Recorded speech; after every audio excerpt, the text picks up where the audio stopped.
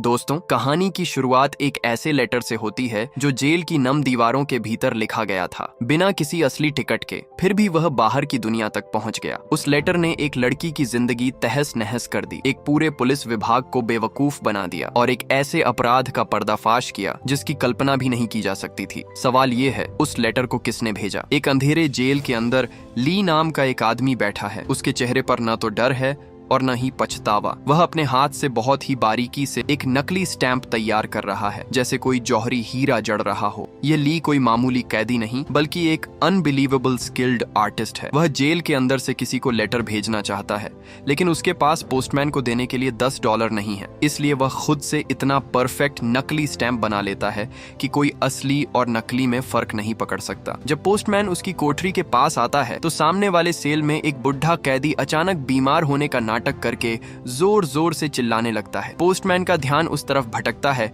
और ली ठीक उसी मौके पर अपना लेटर चुपचाप उसके बैग में डाल देता है, जैसे हवा में उड़ता एक पत्ता किसी को दिखाई ही न दे। ये लेटर किसे भेजा गया था, ये कहानी के अंत में पता चलेगा और तब आपके होश उड़ जाएंगे। कुछ देर बाद पुलिस आकर ली को थाईलैंड की उस जेल से बाहर निकालती है और हांगकांग पुलिस के इंस्पेक्टर हो उसे अपनी कस्टडी में ले आते हैं। इंटेरोगेशन रूम में हो उसके खिलाफ एक एक करके चार्जेस पड़ता है। नकली नोट बनाना, 2 साल पहले कनाडा के हाईवे पर सेंट्रल बैंक की गाड़ी पर हमला जिसमें 7 गार्ड्स बुरी तरह मारे गए और उसके बाद शहर में हुए कई अन्य खूनी अटैक्स। ली सब कुछ इनकार करता है और बार बार कहता है कि इन सब का मास्टरमाइंड पेंटर नाम का एक बहुत बड़ा माफिया है, लेकिन वह पेंटर के असली नाम या ठिकाने के बारे में कोई जानकारी नहीं दे पाता। उसके चेहरे पर जबरदस्त खौफ है। वह रोते हुए कहता है कि पेंटर उसे ढूंढकर मार डालेगा, इसलिए उसे वापस जेल भेज दिया जाए। पुलिस उसके ब्लड और हेयर सैंपल्स लेकर क्राइम स्पॉट के डीएनए से मैच करती है और हर एक सैंपल उससे पूरी तरह मैच हो जाता। मतलब उसका जुर्म अब दिन के उजाले की तरह साफ है। फिर भी ली कुछ मानने को तैयार नहीं। तभी पुलिस स्टेशन के बाहर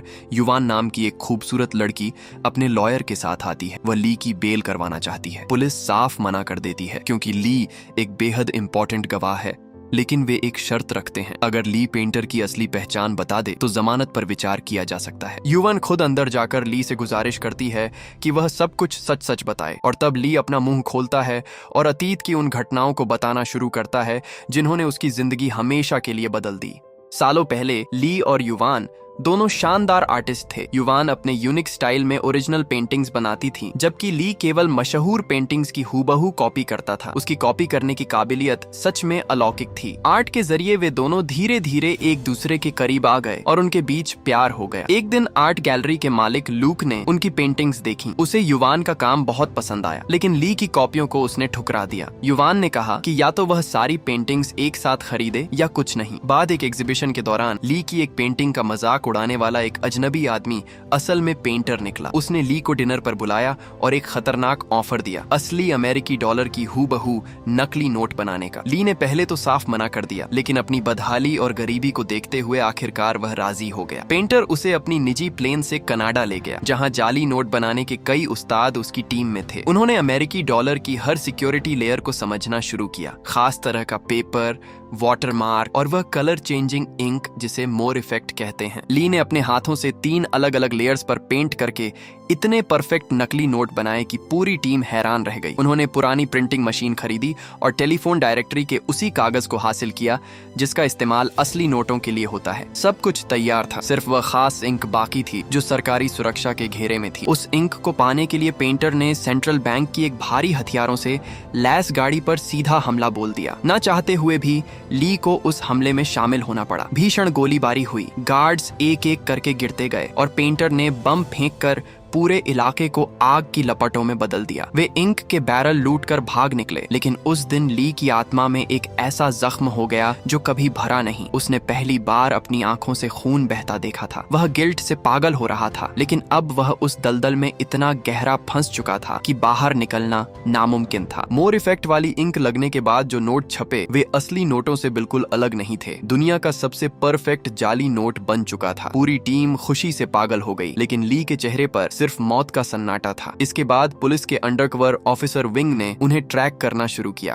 पेंटर ने अपने पुराने दुश्मन जनरल से एक मीटिंग रखी, वही जनरल जिसने सालों पहले पेंटर के पिता को निर्मम तरीके से मार डाला था। जनरल ने बड़े प्यार से व्यापार का ऑफर दिया, लेकिन पेंटर ने अपने पूरे शरीर पर बम बांध रखे थे। उसने ली से बटन दबाने को कहा, लेकिन ली डर के मारे अपने हाथ तक नहीं हिला पाया। रिमोट गिर गया और दूर खड़ी पेंटर की गाड़ी में जोरदार धमाका हो गया। उस धमाके के बाद जो युद्ध हुआ उसमें रॉकेट लॉन्चर और मशीन गनों से जनरल और उसके लगभग सभी लोग ढेर हो गए। उस जंग में जनरल की एक लड़की चिंग बुरी तरह जल गई। उसका चेहरा पूरी तरह से झुलस गया था। ली ने किसी तरह उसकी जान बचाई और तब पेंटर ने एक भयानक प्लान बनाया। उसने चिंग की प्लास्टिक सर्जरी करवाकर उसका चेहरा बिल्कुल युवन जैसा बना दिया, क्योंकि ली असली युवन को कभी हासिल नहीं कर सका था। चिंग अब नई पहचान के साथ गैंग का हिस्सा बन गई और धीरे धीरे वह ली की तरफ आकर्षित होने लगी। एक दिन उन्हें पता चला कि असली युवान की सगाई लूक से हो रही है, उस आर्ट गैलरी मालिक से जिसने एक बार ली की पेंटिंग्स ठुकरा दी थी। ली टूट गया और उसने गैंग छोड़ने की कोशिश की, लेकिन पेंटर ने उसे धमकी देकर रोक दिया। पेंटर ने अपने ही आदमी अंकल यान को मार डाला, क्योंकि उसने जाली नोटों से एक घड़ी खरीद ली थी। यह गैंग के सख्त नियम के खिलाफ था। फिर उसने अंडरकवर ऑफिसर विंग को भी ठंडे दिमाग से गोली मार दी। आखिरकार पेंटर ने असली युवन और उसके मंगेतर लूक को किडनैप कर लिया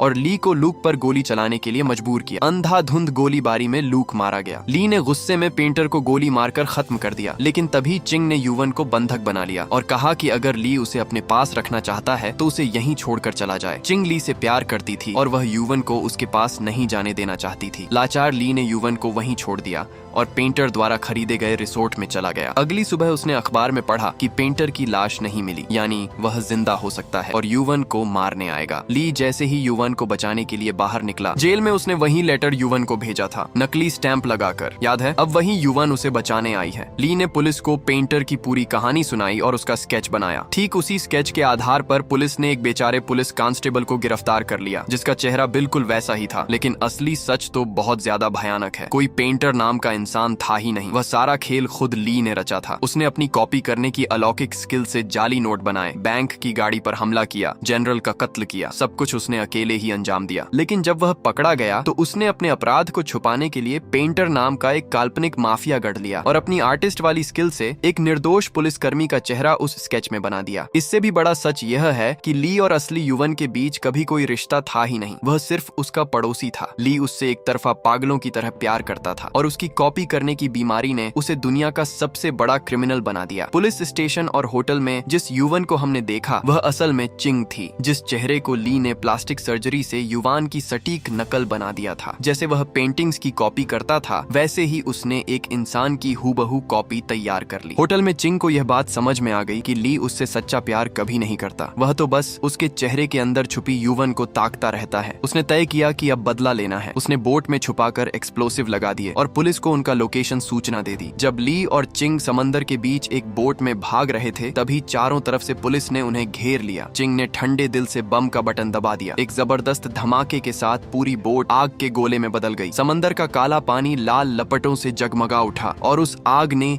ली, चिंग, उनके सारे जुर्म, उनकी नफरत और उनके प्यार को एक साथ निगल लिया। उसके बाद इंस्पेक्टर हो असली युवन के पास गया और उसे सब कुछ बताया। उसकी कॉपी करने की अनबिलीवेबल स्किल ने उसे दुनिया का सबसे खतरनाक शख्स बना दिया। लेकिन जिस औरत के लिए उसने यह सब किया वह उसे जानती तक नहीं थी, और जिस औरत ने उसे सच में प्यार किया, चिंग, उसकी उसने कभी कद्र नहीं की।